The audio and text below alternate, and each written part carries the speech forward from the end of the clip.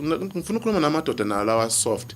Uzuvumela ukusebenza umfazi nje kahle kahle wena ukwenze njani? Yeah, no, imbuzo omkhulu loyo No, noma uyindoda umfazi maye emsebenzini hamba uyofuna Sengisho nomuntu ithini. onedisability bakugabela uyasebenza. Sengisho disability la. Yes. Phela disability la. Hayi la. Sibabonile abantu abanganazandla, abanganangalo. Hawu.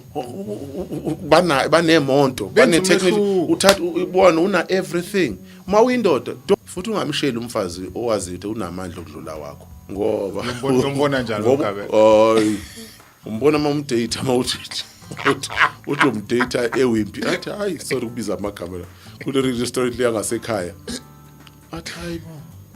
Uthi niyangena lapha la uchucha khona wena uthi wena hayi ngizophuza itiye kuphela athi hayi dali iba free ayibhadela ibhile kathi snacks ubona ukuthi the next thing uthi umvakashela kwi distance akuthelela i-full tank akushaya i-full tank akufaka lamatayere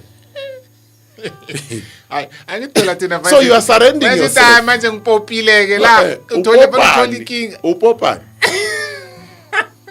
Upopani. Uzokujikela lo mfazi. Athi uyindoda wena.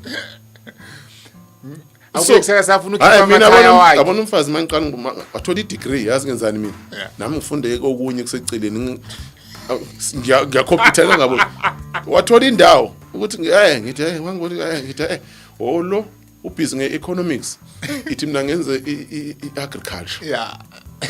Shothi uma ubaba kufanele uhlale ube ne-reason why fanele ube ubaba nawe man hawu man hayi nebruke lakho sehlale ethungiwe why ungawudonsa impahla nawe umthengele udala uthi yazi umama usikhathi noma uhola imali encane kuneyakhe angisho nanalento lama BEE abo government banika abafazi bethu amathenda bebeshaya ku-interview ngekho wena babanika imali ingekho bese bethi hayi ubaba sekhaya ke lo thole bakubheka kanje bakucale so fanele ufike nge4x4 mfana uthenge nguwe ngoba wenza umsebenzi uyakha uyalima uyicarpenter no ungabe ubaba wejeli no wesimodeli akathola odengezela akathi mayibona ama overall uthothi uengineer uthothi isole je sekhaya ishawa nguwe iba ne reason why ubaba nawe man